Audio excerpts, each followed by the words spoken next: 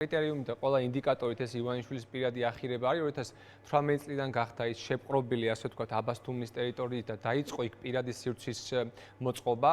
ამ პერიოდის განმავლობაში 2018 წლიდან მან პირდაპირ მნიშვნელობით ჩაიღობა იქ ისეთი მნიშვნელოვანი ტერიტორიები, რომელიც მანამდე იყო ისტორიული მნიშვნელობის. აი შედარება რომ გავაკეთოთ, ბოლოს აბასთუმანი ჩაღობილი და პირად საკუთრებად ჰქონდა რომანოვებს გადაქცეული დაახლოებით 150 წლის წინ და აქედან 150 წლის თავზე ივანიშვილებმაც იგივე დამართა აბასთუმას და ჩაიღობეს პირადი დანიშნულებისთვის. ძალიან ბევრჯერ იყო აქამდეც თითქოს თქვათ მოთხოვნა აბასთუმის ობსერვატორიისგან, რომ იქ რაღაცა ცაში ფრენების ნაკადი სხვანაირად მოწესრიგებულიყო და ამაზე არასდროს რეაგირება არ მოუხდენია მთავრობას. ეხლა როდესაც ივანიშვილმა გადაწყვიტა, რომ იქ პირადი სივრცე უნდა მოიწყოს, მას აღარ უნდა რომ ცაში თვითმფრინავს ხედავდეს, კვამლი გამოდიოდეს თვითმფრინავის, ხმაური აწუხებდეს და ეს გადაწყვეტილება ცალსახად მის გამო არის მიღებული. რაც შეეხება ფინანსურ ზარალს, რომელიც ამის გამო გვადგება, ნახეთ, საქართველოზე როცა ამბობენ ხოლმე თავად ქართული ოცნების წევრებიც კი რომ საქართველო არის სატრანზიტო დერეფანი, მათ შორის იგულისხმება რომ საჰაერო მიმართულებითაც არის საქართველო, იმიტომ რომ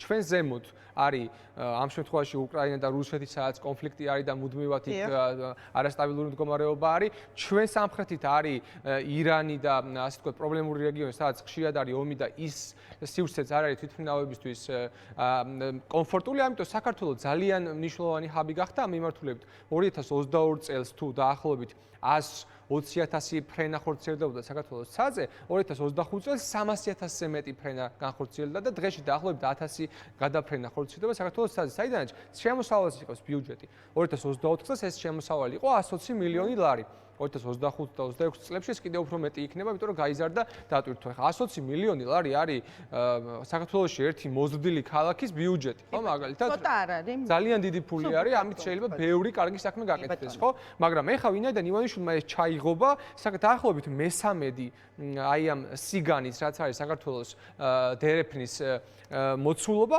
ეს უკვე გახდა არასაფრენი ზონა. ეს იმას ნიშნავს, რომ ეს თვითმფრინავები ან გვერდს აგვივლიან და თურქეთის და სომხეთის გავლით სწავლენ და საერთოდ ჩვენ აქედან შემოსავალს ვერ მივიღებთ, ან მათ რაღაცა გაუძნელდებათ, ასე ვთქვათ, ჩვენ სივრცეში გავლა და შეეცდებიან მაქსიმალურად თუ თავი არიდონ საქართველოს ტერიტორიაზე გავლას და შემცირდება ტრაფიკი, იმიტომ რომ დავიწროვდა ყელი ჩვენ ჩრდილოეთ მხარეს იმისა, რომ თვითმფრინავებმა კომფორტულად გაიარონ და ამის შემოსავლებს დაკარგოთ. ანუ ეს 120 მილიონი რაც იყო შემოსავალი ბიუჯეტი, შეგვიძლია ვთქვათ, რომ გახდება 70 და 50 მილიონი, იმიტომ რომ აქ ტრაფიკი შემცირდება. ეს მხოლოდ და მხოლოდ იმიტომ ხორციელდება, რომ ბიზნეს ივანიშვილს აქ პირადი ასე ვთქვათ, დაინტერესება ამ კურორტით. ისიც უნდა ითქვას, რომ მას შემდეგ რაც მან გადაწყვიტა აქ მოეწყო მისი პირადი ბუდე, თავის ფული კი არ დახარჯა.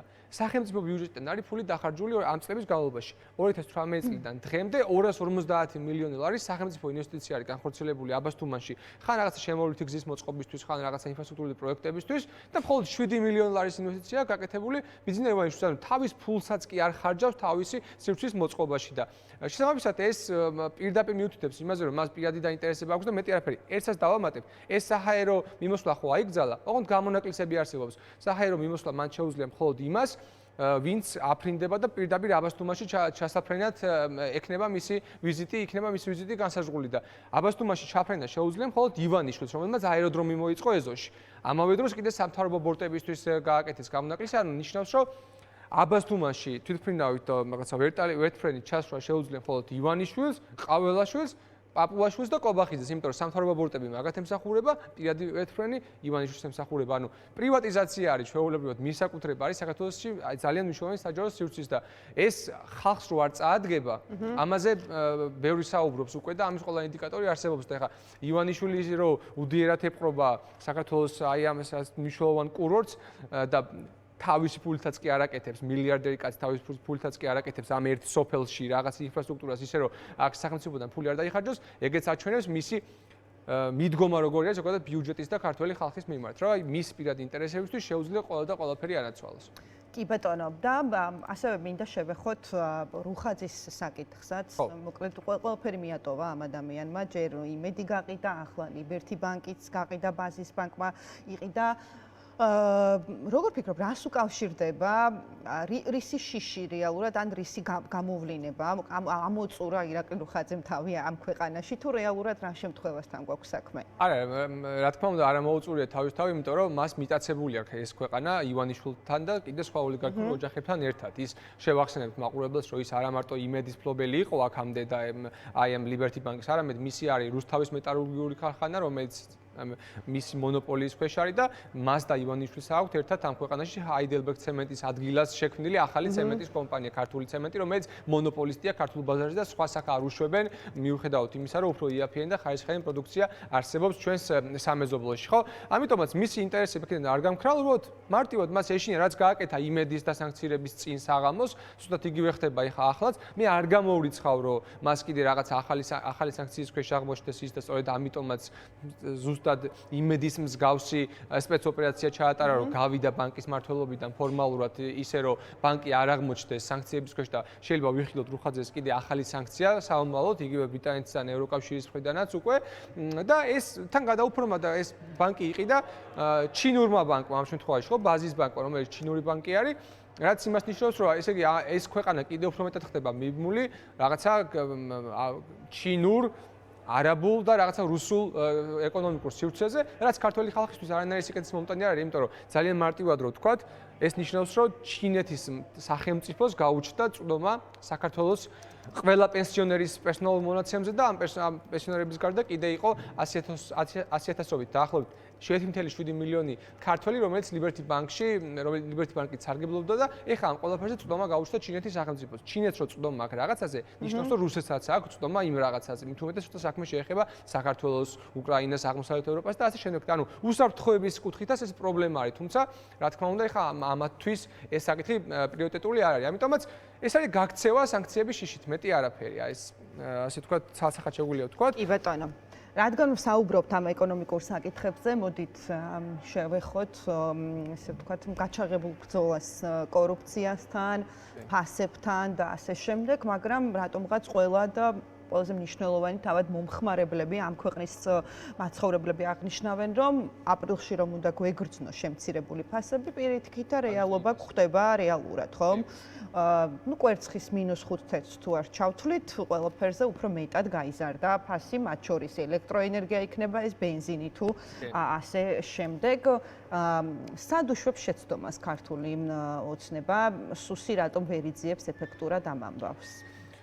ეს ფასების კომისიები რეალურად თავიდანვე საჩვენებელი შოუ იყო და რაღაც თითქოს ამით უპასუხეს მოსახლეობის ერთ-ერთ მთავარ წუხილს და რო ვერ გაიაფდებოდა ვერაფერი. ამაზე მართლა საუბრობდით მეც და ბევრი სხვა თვეების განმავლობაში და ეხლა ვხედავთ, რომ პირიქით გაუარესდა მდგომარეობა. მდგომარეობა გაუარესდა, იმიტომ რომ ამათი ეკონომიკური პოლიტიკა, ამათი ასე ვთქვათ მიდგომები არანაირად არ პასუხა და ამათი მათ შორის კორუფციის დონე, რომელიც არ აღმოფხვრილა და არ გამქრალა, იმიტომ რომ ეს კორუფციის აღმოფხვრა რო არ არის, ამაზე ბევრი ინდიკატორი მიუთითებს. ხო, პირობითად ვიძახი, თბილისის გამგებლები დააკავეს იმის გამო, რომ თურმე ფულს პარავდნენ სოცდაუცველებს უფასო სასადილოებიდან და კახაკალაძე არც დაუბარებიათ დაკითხვაზე, არც არაფერი უკითხავთ მისთვის და საერთოდ არ შესრულა ამ მდგომარეობა. ეხლა თუ კორუფციასთან ბრძოლა იყო, მაშინ აქედან უნდა დაეწყოთ, ხო იცი? ამიტომაც კორუფციის დონე არ გამქრალა. ამ ქვეყანაში მათი რაღაცა ეს ეკონომიკური პოლიტიკა აბსოლუტურად არ პასუხობს იმ გამოწვევებს, რაც გვაქვს. აი ძალიან მარტივად ვიტყვი. ეხლა რო საწვავი გაძვირდა თითქმის 70%-ით, ხო? ყველა ნორმალურმა ქვეყანამ სოფლიოში, პოლონეთმა, გერმანიამ, იაპონიამ, ყველა ნორმალურმა ქვეყანამ და მთავრობებმა მიიღეს გადაწყვეტილება, რომ დროებით დაწიეს ან DGG საწვავზე, ან აქციის გადასახადი. საქართველოში 3 ლარი და 40 ცენტრი როგორც ეხლა თქვათ ევრო რეგულარი ბენზინი, თუ აქციის გადასახადს ესენი ორი თვე გააუქმებენ, ეს ბენზინი გახდება 3 ლარი, იმიტომ რომ 40 ცენტრი არის აქციზი ყოველ ლიტრ საწვავზე.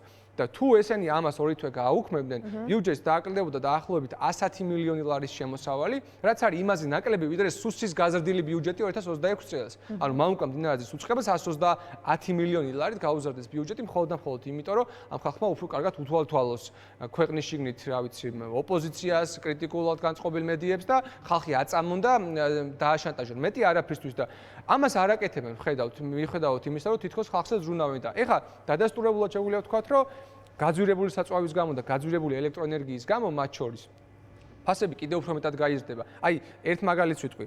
საქონლის ხორცი აღდგომამდე და აპრილამდე, როცა თურმე უნდა გაიაფებულიყო, ღირდა დაახლოებით 27-28 ლარი, აღდგომის პერიოდში გახდა 33 ლარი. შესაბამისად, ეხლა რა გაიაფებაზე უნდა ვილაპარაკოთ, როცა ამას დაემატა მათ შორის დენის ტარიფის გაძვირება და საწვავის გაძვირება, ხო? არ პასუხობენ ხალხის მოთხოვნებს, იმიტომ რომ მათი ინტერესი ეს არის. სამაგიეროდ ივანიშვილისთვის ცა ჩაიკეტა. სამაგიეროდ ივანიშვილისთვის 250 მილიონი გამოიყო აბასთუმანში. სამაგიეროდ ერთლარად გადაეცა პუშკინის სკვერის მიმდებარე ტერიტორია და ასე შემდეგ. ეს არის, რასაც ვხედავთ. ერთსაც დავამატებ, სხვათა შორის, რომ კობახიძეს ეხლა კი დაიწყო, რომ ფასებს გავაიაფებოდა, თვითონ თავიდან იწყებს ათვლას, თითქოს ახალი მთავრობა არის და მანამდე სხვა მთავრობა მართავდა ამ ქვეყანას, მაგრამ თუ მისი გაპრემიერებიდან დავიწყებთ ჩვენ ათვლას 2024 წლის 8 თებერვლიდან, მაშინ მთელ რიგ პროდუქციაზე დაახლოებით 50% გაიზარდა სხვა შორის ფასები, ისე რომ ეს მისი პრემიერობის და მისი გამგებლობის დროს მოხდა. ელემენტარული სიტყვი, მაგალითად თუ ქათმის ფილე გაუყინავი ღირდა 12 ლარი ირაკლი კობახიძის პრემიერად გახდომის დროს, დღეს ღირს 17 ლარი, ანუ გაძვირდა დაახლოებით 50%-ით, ისე რომ ეს თურმე მისი პასუხისმგებლობა არ არის. რავი, ეს კვერცხი, რომელიც თითქოს გაიაფეს 4 ლარი ნახევარი ღირდა მაშინ, როცა ირაკლი კობახიძე გახდა პრემიერი, ეხლა ღირს 6 ლარი. ერთსაც ვიტყვი, რომ გაიაფეს თითქოს ეს კვერცხი, მაგან ზომაშიც დაიკლოს სხვათა შორის და ძალიან შემცირებული არის მისი წონა. იგივე ხდება მაგალითად პურის შემთხვევაშიც, როცა მაგალითად პური ოდნავ გაიაფდა, მაგრამ მისი წონა შემცირდა.